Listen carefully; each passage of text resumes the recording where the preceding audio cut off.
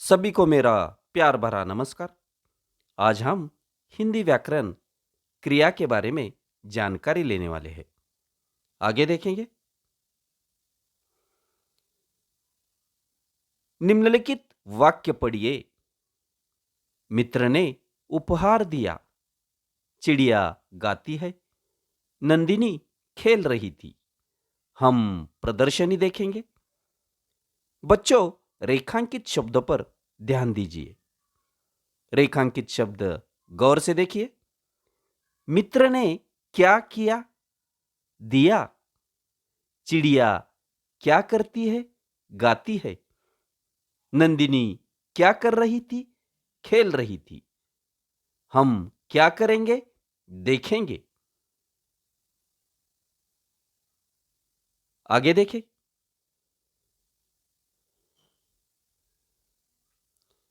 बच्चों, इस प्रकार इन वाक्यों में रेखांकित शब्द किसी न किसी कार्य का होना सूचित करते हैं।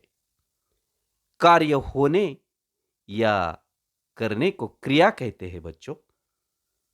इसलिए ये रेखांकित शब्द दिया, गाती है, खेल रही थी और देखेंगे क्रियाएं हैं।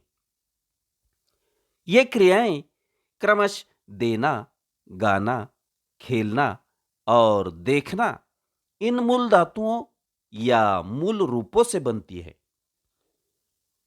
क्रिया की मूल धातु के अंत में ना होता है बच्चों। क्रिया की मूल धातु के अंत में ना होता है।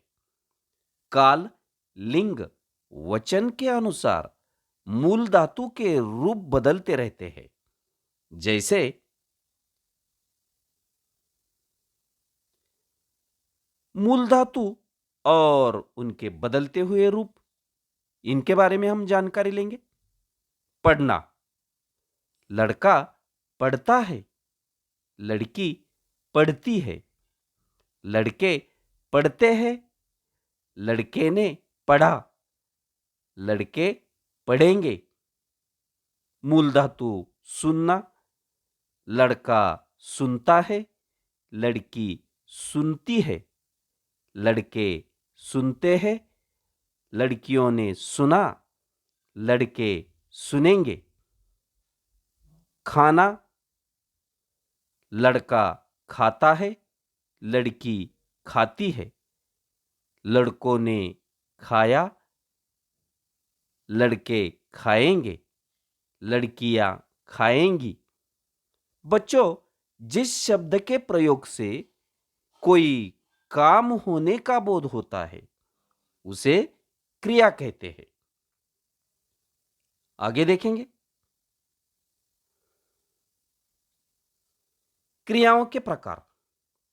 पहला जो प्रकार है, पहला जो भेद है, सकर्मक क्रिया और अकर्मक क्रिया। दूसरा संयुक्त क्रिया। तीसरा सहायक क्रिया और चौथा प्रेरणार्थक क्रिया।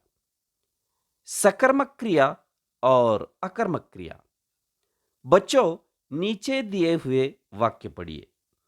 अविभाग और ब विभाग।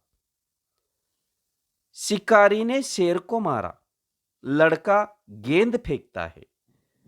नौकर हंसता है। शर्मा जी गांव पहुंचे। बच्चों, ये जो वाक्य है गौर से देखिए। आगे देखेंगे। अविभाग के वाक्यों में, मतलब हमने अभी अभी वाक्य देखे हैं। अविभाग के वाक्यों में मारा और फेंकता है ये क्रियाएं हैं। इनका कार्य केवल कर्ताओं में ही समाप्त नहीं होता। इनका फल दूसरी वस्तुओं पर भी पड़ता है। यहां मारा क्रिया का फल शेर पर और फेंकता है क्रिया का फल गेंद पर पड़ता है। इसलिए ये सकर्मक क्रियाएं हैं। जिन क्रियाओं का फल कर्ता से होकर किसी दूसरी वस्तु पर पड़ता है वे सकर्मक क्रियाएं कहलाती है बच्चों। जिस वस्तु पर सकर्मक क्रिया का फल पड़ता है उसे सूचित करने वाले शब्द को कर्म कहते हैं बच्चों। ऊपर के वाक्यों में शेर और गेंद कर्म है। ब विभाग के वाक्यों में हंसता है और पहुंचे ऐसी क्रियाएं हैं जिनके व्यापार का फल किसी दूसरी वस्तु पर नहीं पड़ता।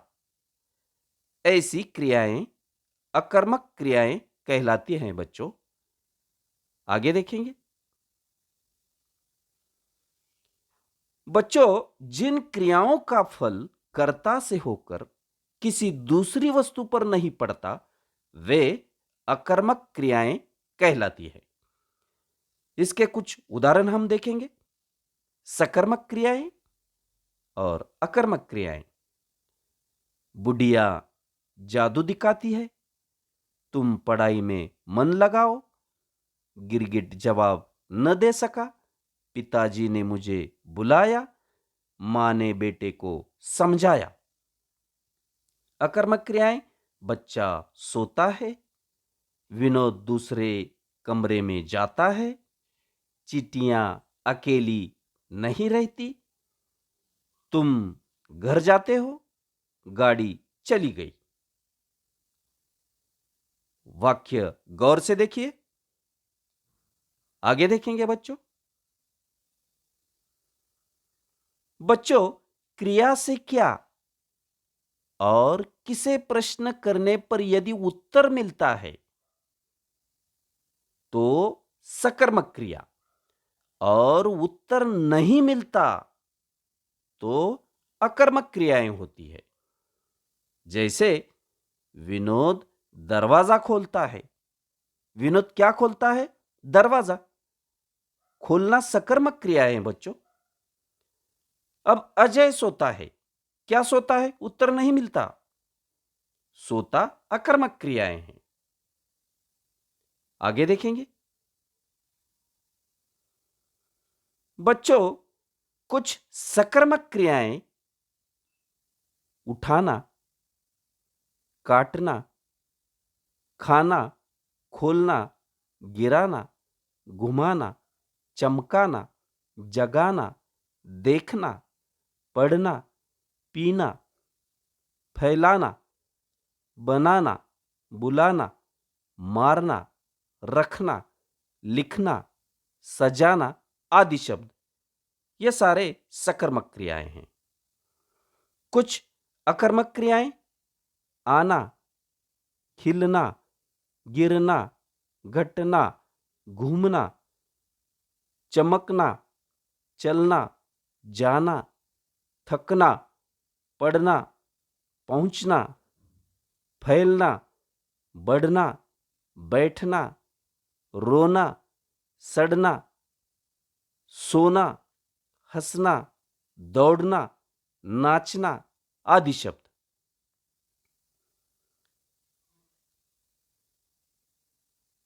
बच्चों, आज हमने क्रिया और क्रिया का जो भेद है, सकर्मक क्रिया और अकर्मक क्रिया, इसके बारे में हमने जानकारी ली है। बच्चों, क्रियाओं के शेष प्रकार अगले तासिका में हम देखेंगे। फिर मिलेंगे। धन्यवाद।